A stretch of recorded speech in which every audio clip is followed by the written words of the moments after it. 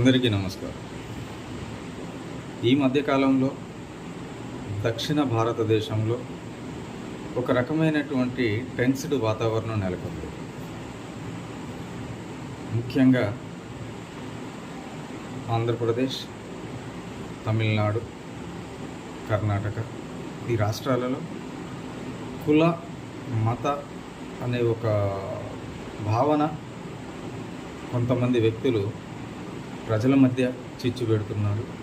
ఆ విధంగా బీజేపీ ప్రభుత్వం అనేక ప్రయత్నాలు చేస్తుంది.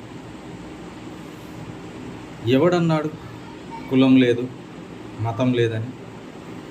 ప్రతి చోట ఎక్కడో ఒక దగ్గర కుల మత వివక్షలు జరుగుతూనే ఉన్నాయి.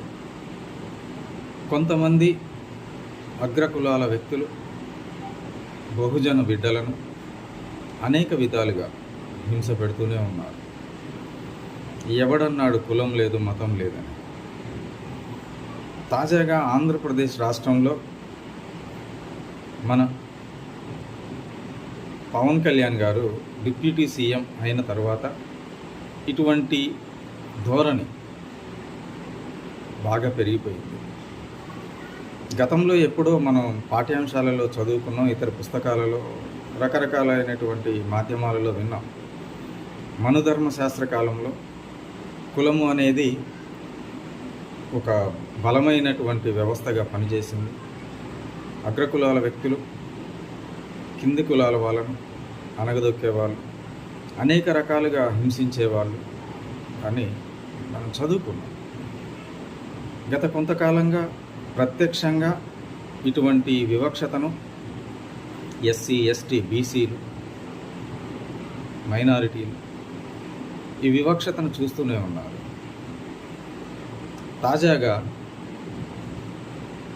Andhra Pradesh deputy chief minister Pavan Kalyan గారి నియోజకవర్గమైన పిఠాపురం నియోజకవర్గంలో మల్లాం అనే గ్రామంలో గత 3 రోజుల నుంచి ఒక టెన్స్డ్ వాతావరణం, ఒక విపరీతమైనటువంటి ధోరణితో ఆ నియోజకవర్గం, ఆ గ్రామం నెలకొంది. కారణం ఏంటంటే దళిత సామాజిక వర్గానికి చెందిన పల్లపు సురేష్ అనే వ్యక్తి ఓ అగ్రవర్ణ వ్యక్తికి సంబంధించిన ఇంట్లో ఎలక్ట్రికల్ వర్క్ చేయడానికి వెళ్ళి కరెంటు షాక్ తగిలి మృతి చెందాడు. ఈ మృతి చెందిన వ్యక్తికి ఎంతో కొంత నష్టపరిహారం ఇవ్వండి అని ఆ ఊర్లో పంచాయతీ పెట్టి గ్రామ పెద్దల నిర్ణయం ప్రకారం 2,75,000 ఇచ్చేందుకు నిర్ణయం తీసుకున్నారు గ్రామ సభ. తర్వాత ఎవరైతే అగ్రకులాల వ్యక్తులు ఉన్నారో మేము ఎందుకు ఇవ్వాలి, దీనికి దానికి సంబంధం ఏంటి అని అడగడం వలన ఈ దళిత సామాజిక వర్గ వ్యక్తులు అంబేద్కర్ గారి విగ్రహం దగ్గర నిరసనకు దిగారు. ఈ నిరసనకు దిగడం అనేది ఆ ఊరి అగ్రవర్ణాల కొంతమంది వ్యక్తులకు నచ్చలేదు. వెంటనే ఈ గ్రామం నుంచి దళితులను బహిష్కరించండి అనే ఒక పిలుపునిచ్చారు. ఎంత దుర్మార్గమైన చర్య! మనం ఎక్కడుంటున్నాం? బాబాసాహెబ్ డాక్టర్ బిఆర్ అంబేద్కర్ గారు అందరి కోసం రాజ్యాంగం రాసి బడుగు బలహీన వర్గాల వారికి సమన్యాయం దక్కాలని, స్వాతంత్రం స్వేచ్ఛ ఉండాలని, అందరూ సమానమే అని రాజ్యాంగంలో పొందుపరిచి భారతదేశానికి దేశ ప్రజలకు అందిస్తే ఈరోజు మళ్ళీ కుల వివక్ష విష నాగుల కోరలతో విషం చిమ్ముతుంది. ఆ గ్రామంలో ఆ దళిత సామాజిక వర్గానికి చెందిన వ్యక్తులకు కిరాణా షాపులలో, హోటళ్లలో, ఇతర ఎక్కడా కూడా ఎటువంటి సామాన్లు ఇవ్వకుండా బహిష్కరించారు. కొంతమంది వ్యక్తులు హోటల్లోకి వెళ్తే మీకు ఇది ఇవ్వము అని చెప్పడం, ఇవ్వకూడదు అని చెప్పారని చెప్పడం చాలా దుర్మార్గమైన చర్య. ఏం చేస్తుంది రాష్ట్ర ప్రభుత్వం? అందరూ నాకు సమానమే అని చెప్పిన డిప్యూటీ సీఎం పవన్ కళ్యాణ్ ఏం పీకుతున్నాడు? ఇది ఎంతవరకు సమంజసం? చంద్రబాబు నాయుడు గారు, ఇదేనా మీరు అందించే సుపరిపాలన? ఆలోచించాలి. కులము అనేది ఇంకా ఎక్కడికి పోలేదు. ఏదో ఒక రూపంలో ఎక్కడో ఒక దగ్గర విషబీజాలు అనేటివి నాటుకుంటూనే ఉన్నాయి.